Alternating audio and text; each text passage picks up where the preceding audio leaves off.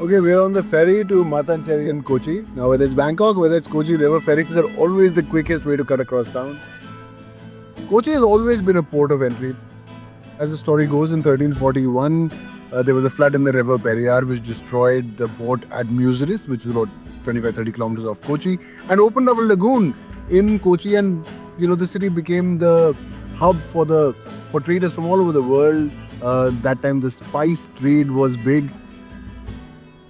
It has had pretty far-reaching ramifications for Kerala's history.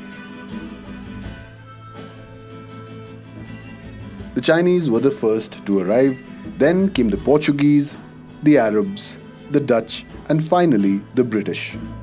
All of them have left their mark on the city's identity.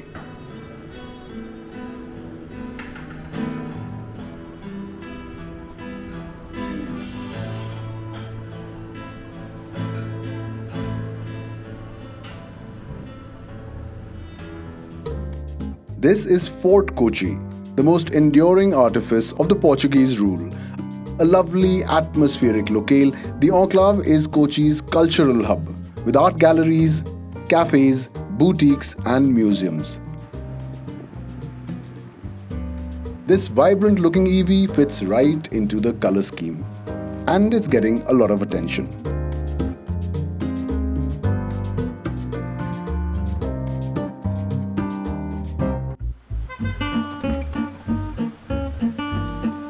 Nice car.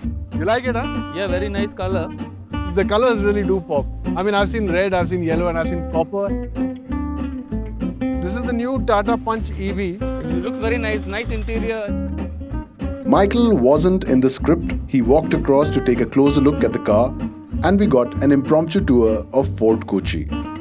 This is a very atmospheric street, yeah? Yeah. A lot of selfie takers, I am assuming. Yeah, a lot of people take photographs down the street. So this is like a popular touristy street, is it? Yes. This is where I work actually. It's an Orville shop. It does have an Orville, Goa vibe in places. This is the David Hall on the left. What happens at the David Hall? David Hall, now there's an art gallery there. And this is the St. Francis Church. The first church in India. Really? Yes. Established when? I think it's 1500 or something. It is a gorgeous looking church. This is Vasco da Gama's house. He used to live here. Oh, wow.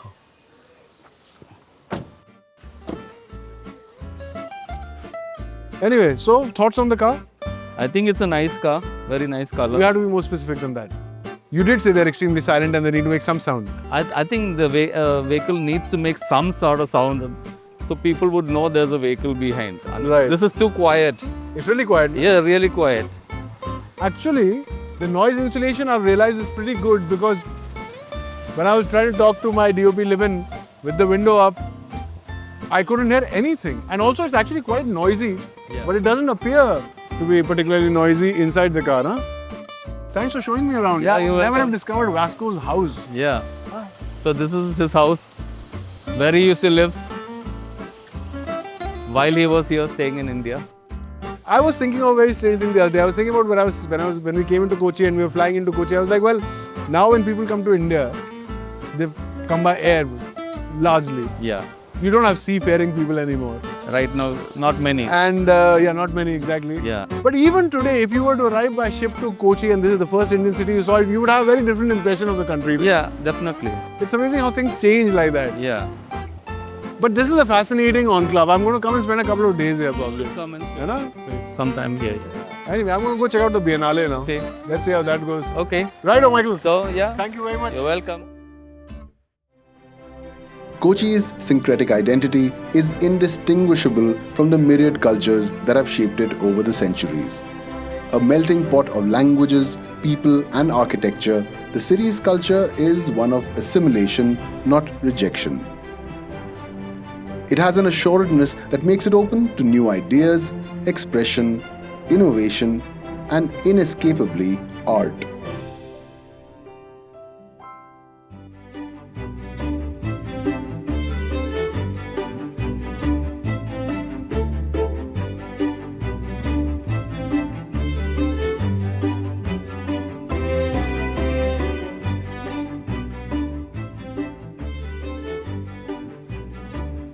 This is such a bonus.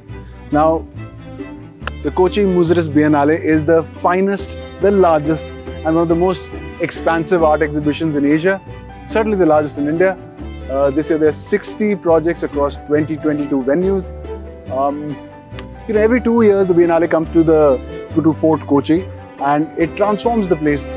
Warehouses become galleries, spice go-downs become canvases, and courtyards like these have really interesting discussions about identity and memory and what have you. It's also a very accessible exhibition. There's nothing exclusionary about this art, so to speak. So anyway, I thought I'd pay a visit and have a look at whatever I can afford to see in a day or two. Curated by Nikhil Chopra and HH Art Spaces, the 6th edition of the Kochi-Muziris Biennale is titled For the Time Being. A living ecosystem that emphasizes the body as a repository of memory and a witness to temporality.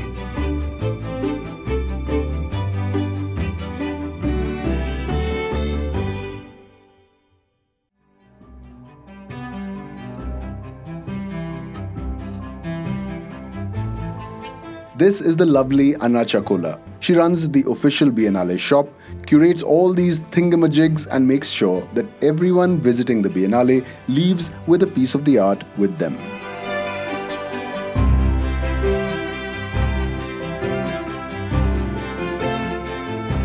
So how is the Biennale this year? Is it any different?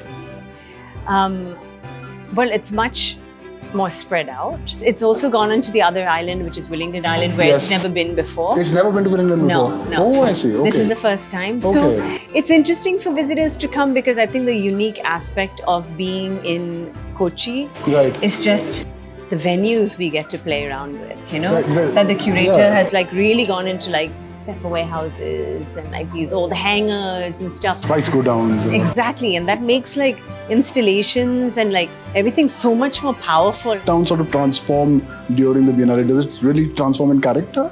Well, it's concentrated, into this area, which is Right. Fort Kochi, and absolutely everything comes alive. And what I love about a place like Kochi is that, even the local community, Right. they're excited about being it. It's not oh my God, what are all these tourists or whatnot? It's we're excited and we want to be part of it and we want to support Right. the system that is maybe not fully built to be able to take all of this This for such a huge 3-month influx. concentration, Right. but it works itself out. I walked in here and I said, for the time being, and I'm like, okay, well, what does that mean? Does it mean, transitory nature of life and art, or does it mean that your perspectives evolve and art evolves and how you look at it evolves? I was walking through right now, and there's this installation inside with these Venus flytraps, and of course it's a piece about resistance. That's the bigger theme. But to me personally, it was there are people out there gobbling up your time. It's essential they be identified and nullified, Yeah. So it's so funny that interpretation, Yeah. when it comes to art, is so sort of such a blank canvas. And as it should be, Yeah.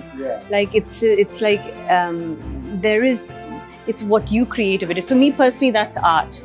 I can walk through what immediately grips me and where does that hit? I started collecting art at a young age, but not it's crazy expensive art, but it's something that I immediately look at. I'm what is it about it that I know I want to live with? Because it stirs something up in me. Right. And that conversation is a very personal conversation. Right.